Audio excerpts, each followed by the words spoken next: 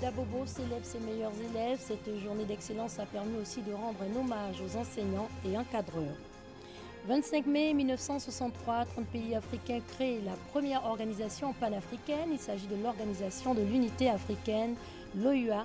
L'ancêtre de l'Union africaine, c'était à Addis Abeba, en Éthiopie.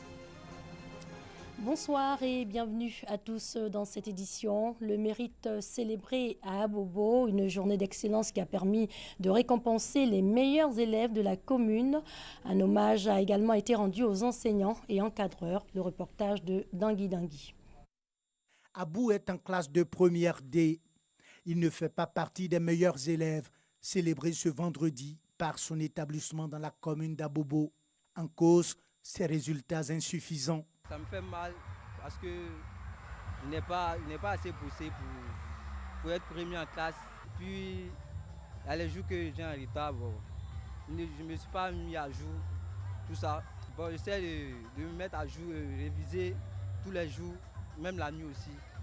Voilà, pour faire l'exercice aussi. Quand je ne comprends pas quelque chose, j'essaie d'approcher une personne qui connaît mieux que moi pour m'expliquer. La célébration de l'excellence dans son établissement l'engage, selon lui, à redoubler d'efforts en s'inspirant des secrets des meilleurs élèves. J'ai écouté les conseils de mes parents, de mes professeurs et j'ai étudié sur. Ils me disaient d'étudier quand on me donne des évaluations, de bien lire, de relire avant de les faire. J'ai créé un emploi du temps à la maison pour pouvoir mieux étudier, pour arriver à cela. J'étudie de 20h à 22h. Là, le matin, je viens très tôt à l'école, je révise encore mes leçons pour pouvoir mieux retenir. En plus des efforts personnels des élèves, les spécialistes de l'éducation plaident pour un meilleur encadrement des enfants. Dans la vie, il faut que les objectifs soient fixés. Parce qu'un homme qui n'a pas un objectif, en réalité, n'est pas un homme. Parce que c'est l'objectif qui donne la motivation et l'envie de se mettre au travail, de se lever tous les matins et de vouloir mordre dans la vie. Donc ce sont ces petites choses-là qu'on inculque un peu aux enfants et c'est l'objectif qu'on recherche. Et cet objectif même vise ceux qui ne sont pas récompensés forcément aujourd'hui, qui demain pourraient l'être.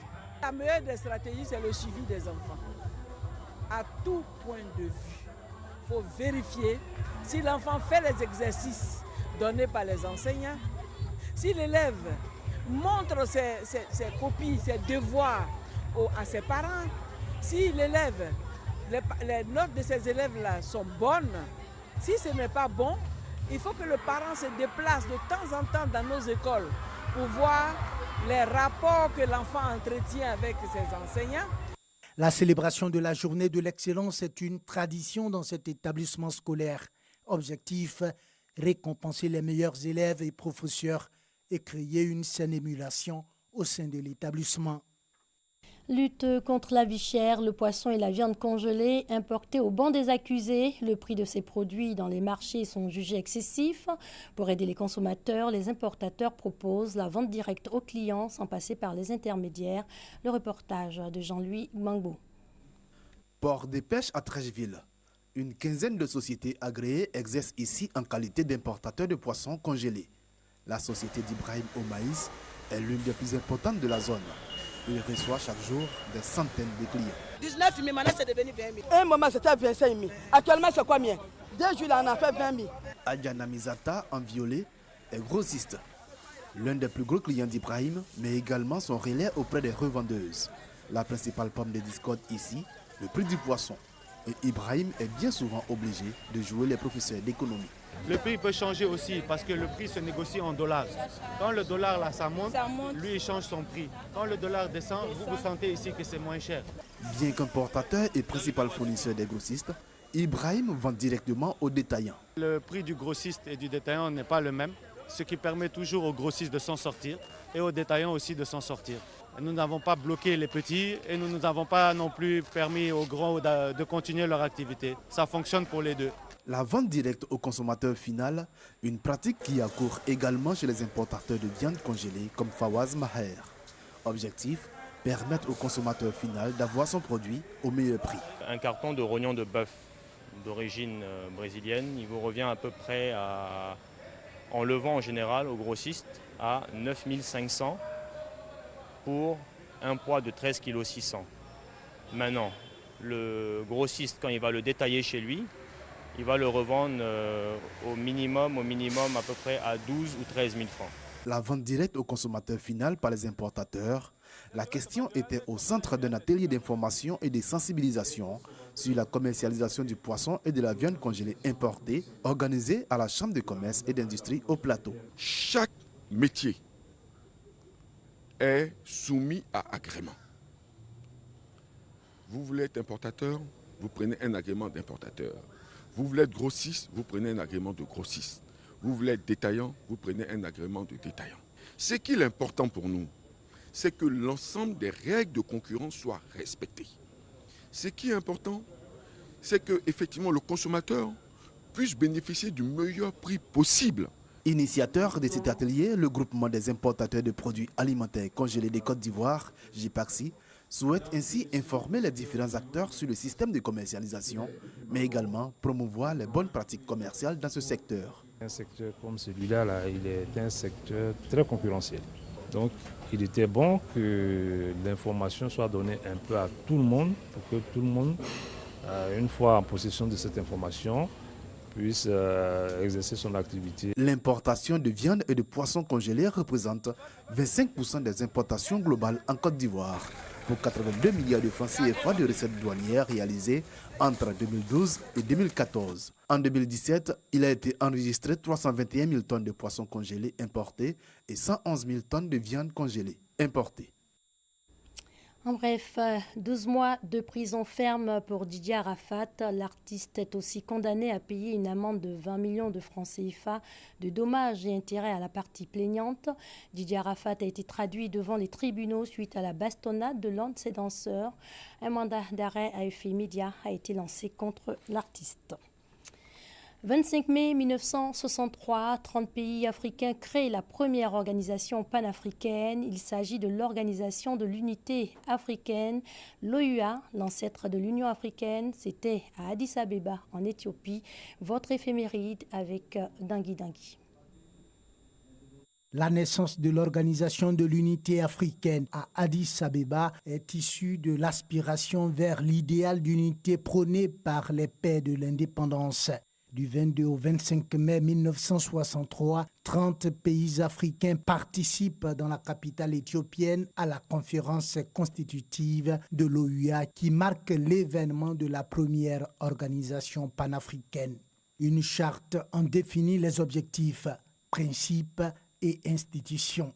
Dès l'origine, les objectifs principaux de l'organisation sont l'éradication du colonialisme et la lutte contre la discrimination raciale. Ces premières résolutions concernent donc la lutte contre l'apartheid et celle des mouvements de libération. L'OUA a parmi ses missions de renforcer l'unité et la solidarité entre les pays africains, de coordonner la coopération pour le développement, de préserver la souveraineté et l'intégrité territoriale des États membres et de favoriser la coopération internationale dans le cadre des Nations Unies. À travers son comité de coordination pour la libération de l'Afrique, l'OUA soutient l'émancipation des territoires africains non encore indépendants. L'objectif est atteint en 1990 avec l'accession à l'indépendance de la Namibie. L'Afrique voit également couronner son combat contre l'apartheid avec la libération de Nelson Mandela et son élection au poste de président de l'Afrique du Sud. 30 ans après la création de l'OUA, l'Afrique du Sud en devient le 53e membre lors du sommet de Tunis en juin 1994. Dès sa création, l'OUA accorde une place essentielle au règlement pacifique des conflits interafricains. Une commission de médiation, de conciliation et d'arbitrage est mise en place à cet effet, mais ses moyens sont limités et l'organisation recourt parfois à des conseils de sages ou comités ad hoc pour tenter de trouver des solutions aux différends. Une charte africaine des droits de l'homme et des peuples est adoptée au sommet de 1981 à Nairobi et conduit à la création en 1986 de la Commission africaine des droits de l'homme et des peuples.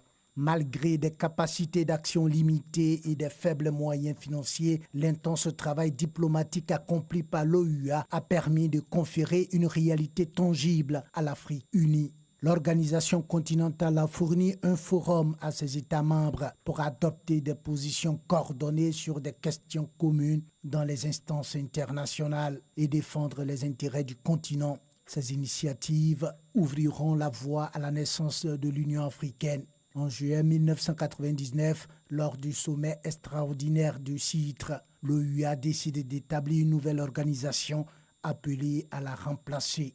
L'OUA, lancé officiellement au sommet de Durban en 2002, sera le fer de lance chargé d'accélérer et approfondir le processus d'intégration économique et politique sur le continent.